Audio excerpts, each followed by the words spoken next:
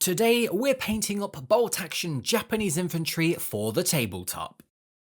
The approach here is Tabletop Plus, starting with a quick battle-ready result using speed paints, then in the second half of the video adding a few extra details to push the miniature a little further. The colours here will work nicely for standard infantry and jungle fighters, and later on for a future video we'll take a look at the SNLF, which uses a slightly different, more green-toned uniform. From a white undercoat, let's start by getting some colour onto the tunic, the trousers and any cloth-covered helmets using desolate brown. Japanese uniforms were typically a khaki brown tone, designed to blend into a range of environments, especially useful in jungle and rough terrain. This is a nice relaxed stage to begin with, so let the speed paint do the work, allowing it to settle into the folds whilst naturally creating that shaded look.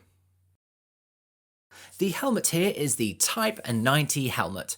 It might be painted or covered with a fabric, which will stick with a desolate brown for this miniature, and we'll go for a paler looking ochre clay colour for the painted metal version.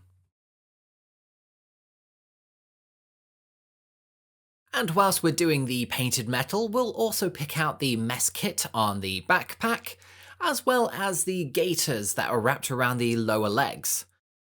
And this will help slightly break up the colours when you see the miniatures on the tabletop, so it's not just all desolate brown. And now we'll pick out the darker leathers such as the boots, the pouches and the sword scabbard. And for this we'll use some satchel brown speed paint. These leather areas are a great place to add a bit of natural variation, so feel free to make it a bit patchy by adding some thicker areas or even a second layer on some of the leather. These variations of brown tones will only make it feel more realistic. And so we're not painting everything brown today. The sword handle was picked out using some grim black. This will just give it a bit of contrast before we move on to the metals in a moment. Let's add some metallics now by using some broadsword silver for his pistol and the sheen gunto, this military sword. For the finer details, which you can see on the sword hilt and also the scabbard, rather than using a speed paint like Horde Bronze, we'll move over to the normal Army Painter War Paints range and use Tainted Gold instead. Mainly you have more control as to where these acrylic war paints go, rather than using the speed paint range, which is a little bit more liquidy. For the skin, peachy flesh is applied to the face and the hands. This paint is quite subtle once it dries, so it's worth letting it fully dry first and then deciding if a second layer is needed to build up the colour a little more. Whilst that peachy flesh is drying for the skin, we can work on the bag and the straps, and for this a Dusty Skull war paint was used. For the soldier's field pack, they often carried essentials like rations, spare clothing and personal kit. And on the sprue, you get quite a selection to choose from, so you can really make your unit and army personal to your tastes with all these accessories. Whilst painting these smaller, thinner straps on the miniature, you might want to switch over to a fine detail brush, just to pick these out a little bit easier. But take your time here and try not to get any onto the uniform. However, if you do, then no worries, just reapply some of that desolate brown and tidy it up.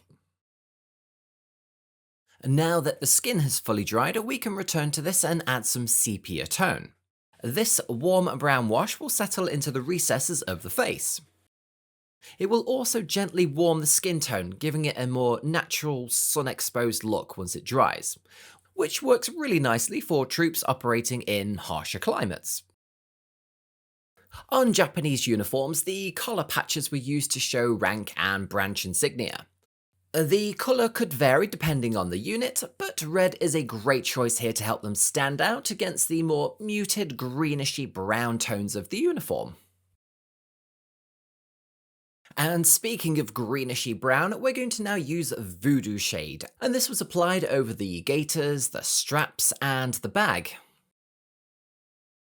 This deeper shade helps settle into the recesses and adds a bit more contrast. If you would like to take it one step further, then a small amount can be added to the deeper folds of the uniform. Just gently guide the brush into those recesses, and this will be a simple way of adding a bit more definition without much extra effort. The rifle stock is painted with a tree ancient war paint, and this represents the wooden stock of the rifles such as the Arisaka. Or for this case, the Type 100 submachine gun. This will add a nice natural tone and it will contrast nicely with the metal of the gun. Once dry, the rifle stock was then highlighted using a leather brown, using a series of horizontal lines to represent a simple wood grain effect. And the metals that we painted earlier were darkened down slightly with some dark tone. This will settle nicely into the recesses of the pistol, but it will also tone down the shine of the sword blade, giving the weapon a more realistic, used appearance. At this point, you could finish off the miniature by basing it up, and then it's ready for the tabletop. However, if a bit more detail is the goal, let's take it a step further. Let's start by highlighting the skin with a Hearthborn paint. This has a slightly pinkish yellow tone to it, which makes it a great choice for skin highlights. It warms up the raised areas nicely without being too strong, so we're looking here at the contours of the face, like the nose, the cheeks and the chin, as well as the joints on the fingers.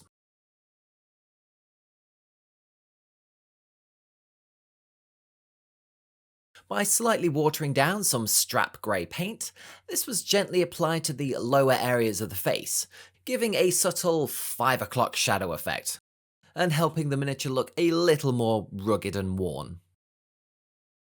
And finally, afterwards, using some tiger's eye skin, a fine detail brush was used to pick out the lower lip. This just added a touch of colour to the face and added a bit more character and detail to look at. The straps around the miniature and also the bag on the back were highlighted using a grey castle, which is a nice light warm greyish colour, and making these details stand out more clearly, especially on these lighter coloured straps. And a little tip when highlighting edges, especially on bladed weapons or sharp details, try using the side of the brush instead rather than the very tip. This will help guide the paint along the edge more smoothly, and it will give you a nice even highlight without accidentally spilling onto the flat surface next to it. Japanese infantry equipment would typically be canvas or leathers, so these areas would naturally show wear and variation over time. Boots would get scuffed with rough terrain and pouches would darken with use. And the sword sheath could even develop lighter worn spots where it's rubbed against the belt or the uniform. So we will use a fur brown paint to highlight these areas and help bring out that natural variation. This step will take a little time, but it really adds some depth and realism for our miniature. And for a little bit of extra added detail for our miniature, we'll just pick out the buttons on the tunic as well as the star emblem on the helmet. These were picked out first using a Banshee brown, and this is a nice dark brown colour which was more of a base coat. And this was then followed by a smaller highlight of Fiendish Yellow, which stood out over the darker brown colour underneath.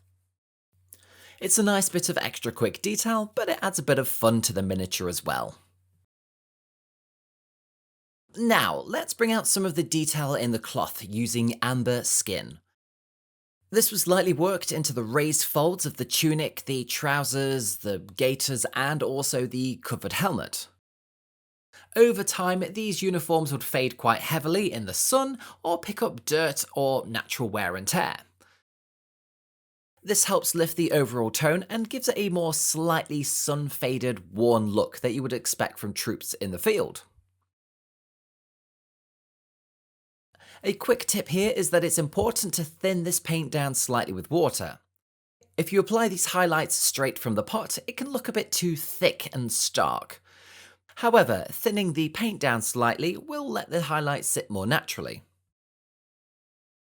Having a test model or a spare piece from your sprue can be really handy. You can see how the colour will behave before committing it to your main miniature. For the helmet, however, you can use a tiny amount of non-thinned amber skin, and use the tip of the brush to create a few subtle scuffs or wear marks.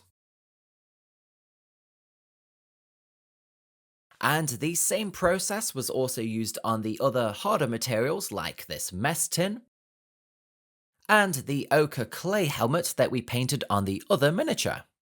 Perfect to scuff up equipment that has seen plenty of use. This will add a bit of characterful detail, and it'll really feel like they've been in the heat of battle. And with that, the Japanese infantry are ready for the tabletop. And next for the series, be sure to check out the jungle basing tutorial.